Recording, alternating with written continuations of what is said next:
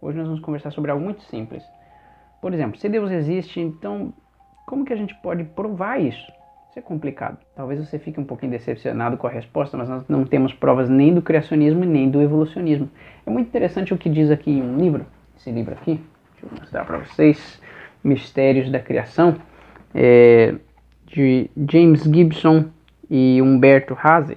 E aqui ele diz o seguinte. E aqui na página 6 tem uma frase interessante destacada pelo biólogo evolucionista Douglas Futuyma em seu livro Science on Trial.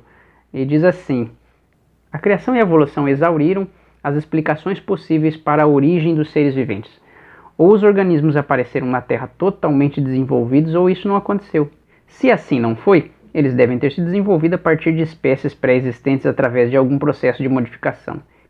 E se apareceram em um estado de total desenvolvimento, elas devem ter sido criadas por alguma inteligência onipotente. Resumindo, nós temos duas maneiras de pensar. Ou nós cremos no evolucionismo, e se nós cremos no evolucionismo, nós acreditamos que as criaturas simplesmente vieram no acaso, a própria natureza deu cabo de toda a criação.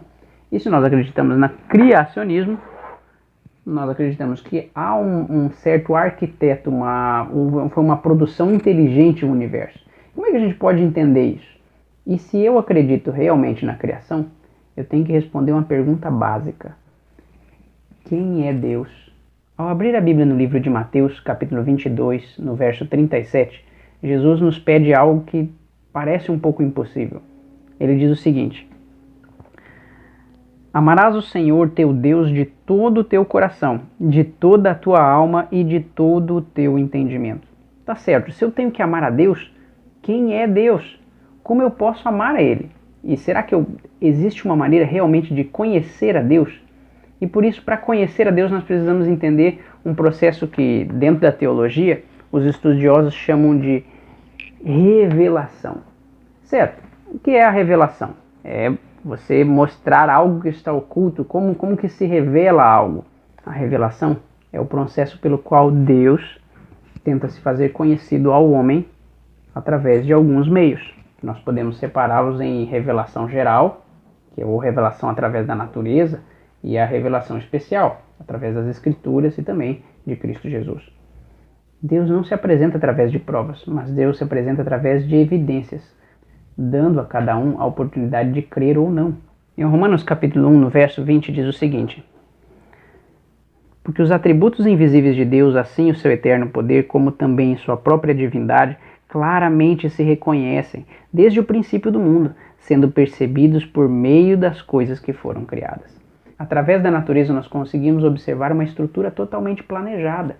Ao falar a respeito da revelação geral, Emilson dos Reis, em seu livro Introdução Geral à Bíblia, este livro aqui, na página 21 nos dá um exemplo muito interessante. Se você acredita que é necessário uma estrutura inteligente, um ser humano por trás que crie o celular que está filmando, que consegue captar alguns áudios, com não tanta qualidade, como não acreditar que existe um arquiteto por trás da criação do próprio ouvido do ser humano?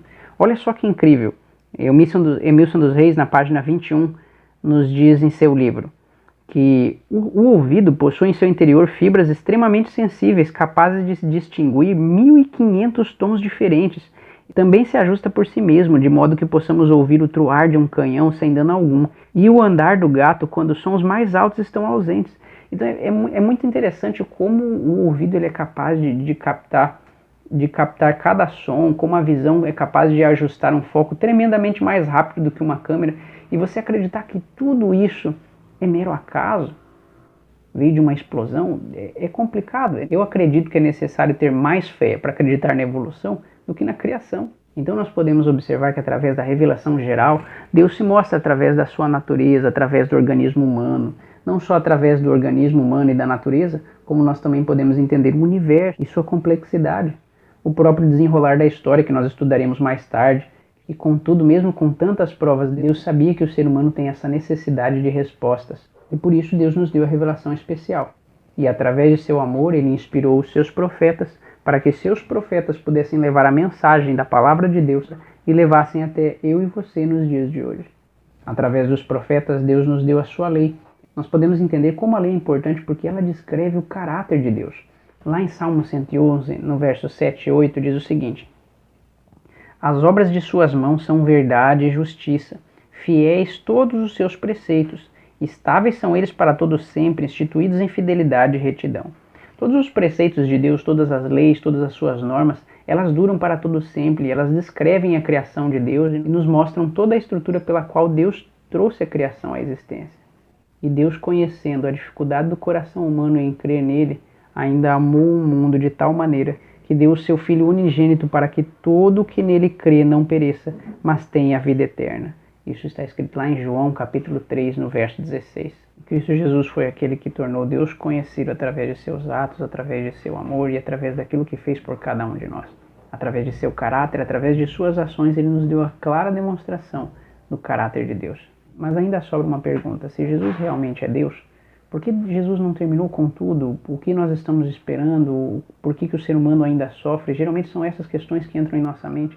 E para entender um pouquinho desde o princípio como foi o desenrolar da história, nós veremos isso no próximo estudo. Então, não perca.